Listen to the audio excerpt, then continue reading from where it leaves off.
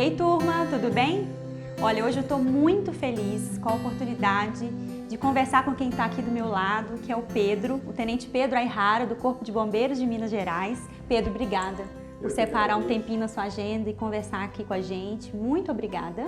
Eu que agradeço, e para mim é uma oportunidade incrível de poder bater esse papo com esses alunos. É sempre importante a gente trocar essas ideias, né? Que eu aprenda, eles aprendem. Eu acho que é esse que é o objetivo de um bom ensino. É verdade, obrigada. E também quero parabenizar o seu trabalho e de toda a equipe, né, do Corpo de Bombeiros de Minas Gerais. Certamente é um motivo de orgulho para todo brasileiro e em especial para a gente que é mineiro, né? Então, parabéns. Com certeza, acho que é um trabalho que está sendo realizado ainda com muita seriedade, muito compromisso. Isso reflete muito o que a gente pensa enquanto corporação, né? Que é o respeito à vida, o compromisso com os mineiros e, como você disse, quando a gente trabalha em uma tragédia como essa, que a gente ainda está trabalhando, é algo ainda mais profundo para a gente, porque é a nossa população, é o nosso povo, é o nosso patrimônio. Certo. Bom, e também acho bom falar, Pedro, tanto para você quanto para quem está nos assistindo, que eu não sou jornalista, nem faço entrevistas, eu sou professora de anatomia humana. Então, né? Tem um pouco de jornalismo. Então.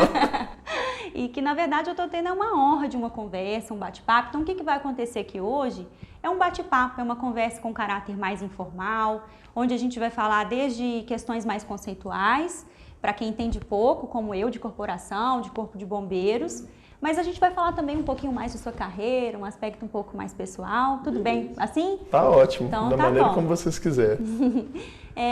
Pedro Aihara, qual que é a sua descendência? De onde vem o Aihara? A minha família, por parte de pai, ela é japonesa, por parte de mãe, ela é brasileira. Então, o meu bisavô, por parte de pai, e o meu avô também, eles vieram do Japão aqui pro Brasil. O meu bisavô, ele foi um dos fundadores da colonização japonesa na Amazônia. E desde então, meu pai, ele nasceu já nessa colônia japonesa, conheceu a minha mãe em um dos projetos de mineração, porque curiosamente ele trabalha com mineração. E aí foi aí que eu herdei esses olhinhos puxados aqui. Você já foi ao Japão? Já, eu fiz uma especialização lá na parte de gestão de desastre, justamente para entender um pouco mais do modelo japonês de prevenção e gerenciamento de desastre, que é considerado o melhor modelo em nível mundial. Então, eu fui entender por que o modelo japonês dá certo, para conseguir trazer um pouco dessa experiência, desse know-how que eles têm aqui para o Brasil, e a gente tem sido muito feliz nisso, tem conseguido aplicar muitas técnicas que a gente aprendeu lá aqui em solo mineiro e brasileiro. Que legal, imagino que tenha sido especial essa viagem, né? Ah, com certeza. Afetiva e profissionalmente. Exatamente, porque não só pela questão profissional, mas quando eu estava lá no Japão, e aí eu observando as pessoas, tendo contato com a população, eu pude entender muita coisa da minha família, muitos hábitos do meu pai, essa questão das diferenças culturais, elas são sempre interessantes. Quando você observa em loco aquilo dali, muita coisa passa a fazer sentido. Então foi muito especial, tive acesso quando eu estava lá em Yokohama, lá existe o museu da imigração japonesa, e eu tive acesso aos livros onde estavam registrados a saída do meu bisavô, a saída do meu avô, então foi um momento bem emocionante. Imagina, incrível. Bom, Pedro, conta pra gente como que partiu esse processo, desde o seu desejo de se tornar um bombeiro, até de fato entrar para esta corporação. Olha, eu sempre quis, desde pequeno, trabalhar com alguma coisa que eu tivesse contato com pessoas e que eu pudesse impactar positivamente na vida delas. Então eu pensei em ser professor, por exemplo. Eu sou professor, né? Mas não como profissão principal. Pensei em trabalhar às vezes com medicina, pensei também na carreira militar. E aí eu estudei em colégio militar, quando eu estava no meu ensino médio. De lá eu acabei indo para a aeronáutica. E aí quando eu estava lá na aeronáutica, surgiu o concurso do Corpo de Bombeiros. Eu fiz o concurso, e quando eu fiz o concurso eu pensei, seria interessante a carreira de bombeiro, porque eu acho que é uma carreira que você pode ajudar os outros, é uma carreira onde você tem essa noção de maneira muito próxima, né, nos salvamentos, nos resgates, nas buscas que nós fazemos, e também essa possibilidade de impactar a vida dos outros de uma maneira positiva, sobretudo por se tratar de um serviço público, porque o serviço do Corpo de Bombeiros, ele faz a diferença para toda a população, mas ele faz muita diferença para quem mais precisa. Porque se a gente vai em uma comunidade que tem mais dinheiro, aquela pessoa ali, ela vai ter um plano de saúde, ela vai ter um carro para ir ao hospital, ela está no local onde passa um ônibus, onde tem um parente para levar. A gente vai atender em locais que, se não for o Corpo de Bombeiros, são locais que as pessoas não têm carro, não têm um plano de saúde, não têm condições de deslocar para um hospital, por exemplo. Então, assim, isso eu acho que é uma possibilidade de você ajudar quem mais precisa e fazer parte desse processo é uma coisa muito gratificante. Então, sempre o que mais me interessou na carreira foi isso, a possibilidade de ajudar alguém, né, de poder se doar um pouco para o outro. Que lindo, que ótimo. E Pedro, olha só, acontece uma coisa incrível com o nosso cérebro, que é o tal de memória associativa, né? Quando você aprende uma nova informação, esses inputs, eles são armazenados em um local no cérebro, geralmente fazendo associações com outras questões que são familiares, né? Então, é bem popular, assim, uma memória associativa com bombeiro, lembrando de fogo, incêndio ou super-herói, né? Mas a gente sabe que um bombeiro faz além. E aí eu queria que você falasse assim, o que um bombeiro de fato, tanto conceito quanto na prática, o que um bombeiro faz e como que é o dia a dia, a rotina de um bombeiro? Olha, basicamente o que o Corpo de Bombeiros Militar faz é a partir de uma determinação, né, constitucional. Então a Constituição Federal determina quais são as nossas atribuições, isso é reiterado pela Constituição Estadual, e todas as atividades relacionadas à questão da prevenção da segurança da vida e de bens, elas têm, né, um ponto aí de conexão com a nossa atividade. Então, fazemos atividades de defesa civil. O que é fazer atividade de defesa civil? Em situações em que existem pessoas nas áreas de risco, e fazer a retirada dessas pessoas, fazer o controle, né, a gestão do risco de um desastre, preparar a comunidade para aquilo dali é uma atividade nossa. A prevenção contra incêndio e pânico. Então, a gente vem aqui num condomínio. Esse condomínio, ele ter equipamento de segurança, saída de emergência, isso também é uma responsabilidade nossa. Toda atividade relacionada a resgate.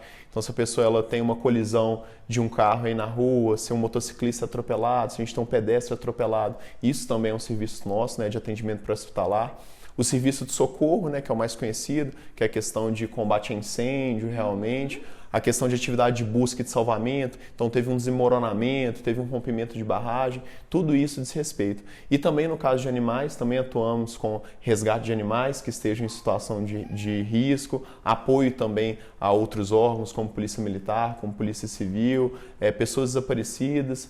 Então, embora nós sejamos mais famosos pela atividade do incêndio, o rol de atribuições nosso é realmente um rol bem extenso. Bem extenso. E é bom esclarecer, né? Porque às vezes fica só essa questão da memória associativa. Exatamente. As pessoas acham que é só combater incêndio, mas vai muito além disso. Até tirar gatinho de árvore, como as pessoas acham que a gente tira, de fato nós fazemos isso também, né? Faz parte das nossas atribuições. Uhum. Bom, e assim, esse canal é um canal de anatomia humana. Eu sou professora de anatomia, eu não posso deixar de fazer essa pergunta, assim. Minha curiosidade é na formação de bombeiros, assim, vocês estudam anatomia humana? Estudamos porque dentro do nosso currículo de atendimento pré-hospitalar, né, a gente forma técnicos em emergências médicas, a gente tem curso de especialização nisso. É importante que a gente tenha um conhecimento, não um conhecimento, né, tão extenso quando uma pessoa que vai fazer um curso específico disso vai ter, mas um conhecimento aplicado em relação a isso, para saber, por exemplo, né, o motociclista, quais são os tipos de fraturas que ele tende a ter, né? Se vai ser uma fratura de tíbia, se aquela fratura ela vai ser completa ou incompleta, dependendo da maneira como essa fratura se apresentar, que tipo de imobilização eu vou adotar, entender também o funcionamento do corpo humano para eu saber que numa colisão veicular eu tendo a ter uma rabdomiólise aguda, uma síndrome de encarceramento, como que eu posso tratar isso para evitar o agravamento daquele quadro. Então, para que a gente entenda isso, é fundamental a gente saber um pouquinho, né, de anatomia para entender minimamente como é que aquele processo funciona. Entendi. E você já vivenciou algum caso em que saber anatomia humana fez toda a diferença, assim, no salvamento de algum? Com certeza. Nessa parte que eu dei esse exemplo de rabdomiólise aguda, né, quando a gente tem esses grandes acidentes, geralmente pelo próprio impacto da ferragem do veículo com o corpo, é comum a gente ter o rompimento de determinadas estruturas que acabam soltando esse produto proteico, né, no sangue, e se aquilo dali não for revertido, se a gente não tiver uma reposição volêmica muito rápida, ou se a gente, né, desencarcerar aquilo dali de uma vez e aquele produto cair todo, né, no sangue de uma vez, a gente vai ter complicações. Então isso a gente tem um cuidado muito grande em preparar as nossas equipes, para quando a gente vai fazer o desencarceramento, a gente já fazer, por exemplo, com uma reposição volêmica, com um acesso venoso, para conseguir combater esse tipo de processo, fazer esse desencarceramento no tempo adequado, para a gente já conseguir uma remoção imediata. Então são alguns pequenos detalhes que acabam fazendo a vida e acabam auxiliando, né, na possibilidade de sobrevida do paciente e também numa recuperação mais rápida, mais efetiva dele. Ótimo. E Pedro, assim, dentro da corporação, existe, eu não sei nem se é a palavra correta, tá? Mas existe, eu imagino que uma hierarquia, assim, sim, né? Como é que é esse plano de carreira de um bombeiro? Olha, existem basicamente 2 níveis de entrada hoje no Corpo de Bombeiros. Um que é o nível de acesso por meio do curso de formação de soldados, e outro que é o concurso do curso de formação de oficiais. Então, para que as pessoas entendam, é mais ou menos, comparando aí com o mundo civil, um cargo de técnico e um cargo de analista. Sim. O oficial ele tem um foco mais gerencial, na coordenação das equipes, na coordenação de projetos, enquanto o soldado e a carreira de praça tem um foco mais na questão da execução desses serviços operacionais. Todos são igualmente importantes, é realmente só uma questão de visão hierárquica, e à medida que você vai tendo, né, um tempo de serviço, fazendo alguns cursos que são obrigatórios, você vai galgando ali na carreira. Hoje o Corpo de Bombeiros ele começa a carreira dele na função de soldado de 2ª classe, depois ele vai sendo promovido a soldado, depois a cabo, 3º sargento, 2º sargento, 1º sargento, depois questão do subtenente, depois os cadetes dos vários anos. Aí a gente tem um aspirante, 2º tenente, 1º tenente, capitão, major, tenente-coronel e coronel. Aí é basicamente esse que é o percurso, né, que aí dependendo da maneira por onde você acessa, sim, você vai ter um percurso um pouco diferente. E durante essa trajetória, você vai fazendo as suas especializações, vai tendo alguns requisitos obrigatórios e a questão do tempo de serviço também que conta para que você possa ter sua promoção. Ah, certo. Eu queria te perguntar se esse tempo também, né, corresponde. A gente tem alguns interstícios, que são os intervalos de tempos mínimos e máximos para você ser promovido. Entendi. Então, e esse interstício ele vai variar conforme a sua posição. Então eu fiquei, vamos supor, 3 anos como 2º tenente, aí fui promovido a 1º tenente. Agora eu vou ficar mais 6 anos ou 7 anos para ser promovido a capitão. Sim. Aí de capitão para major é menor e aí vai variando, mas é mais ou menos assim que funciona. Tá. E Pedro, em relação aos recursos financeiros, quem que mantém o Corpo de Bombeiros? Esse dinheiro é originado do governo estadual? Isso, os corpos de bombeiros no Brasil, eles são instituições militares e estaduais. Isso quer dizer que, né, que todo o nosso regramento em todo o país é o regramento militar, né? A gente é sujeito a um código penal militar, ao código de processo penal militar, e no que tange a manutenção desses corpos de bombeiros, somos, como instituições estaduais, geridos pelo Tesouro do Estado. Então a gente se insere como se fosse, né, equivalente a uma secretaria dentro de um Estado. A gente é um órgão que tem uma autonomia, mas está inserido dentro da estrutura estadual. Certo. Bom, e criando agora uma situação hipotética, para a gente falar um pouco mais da questão técnica, assim, se uma pessoa tem uma parada cardíaca ou qualquer outro tipo de emergência, a gente deve ligar para o SAMU ou para o Corpo de Bombeiro? Nesse caso, esse tipo de atuação, tanto o Corpo de Bombeiros quanto o SAMU, eles estão aptos a atender esse tipo de emergência.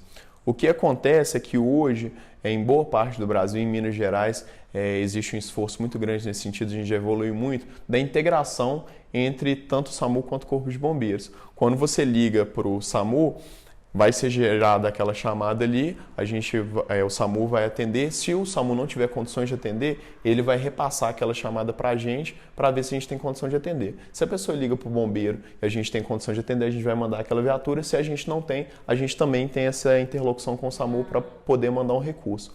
Em algumas situações, às vezes tem que ser o serviço do bombeiro, em algumas situações tem que ser o serviço do SAMU. Por exemplo, no caso de uma atuação de uma vítima presa às ferragens, todo aquele ferramental de desencarcerador, né, de tesoura elétrica, de romatro, como eles são chamados, aquilo daí é um equipamento que só o Corpo de Bombeiros tem. Então, naquela ocorrência em específico, ainda que o SAMU ele vá designado para aquela ocorrência, ele vai precisar do apoio do Corpo de Bombeiros. Já em outras situações, o SAMU, além das unidades de atendimento básico, que tanto o SAMU quanto nós temos, eles têm a unidade de suporte avançado, que é a unidade que contempla o médico. E aí o médico ele vai poder fazer, né, procedimentos invasivos, invasivos que, dependendo da situação, podem ser muito importantes para o paciente. Então, se a gente vai atender uma ocorrência, que a gente verifica que a gente precisa daquele apoio do médico, precisa fazer uma intubação, por exemplo, aí a gente vai fazer o acionamento da USA para eles poderem comparecer e poderem fazer aquele procedimento. Mas hoje a gente trabalha integrado, porque conforme o tipo da ocorrência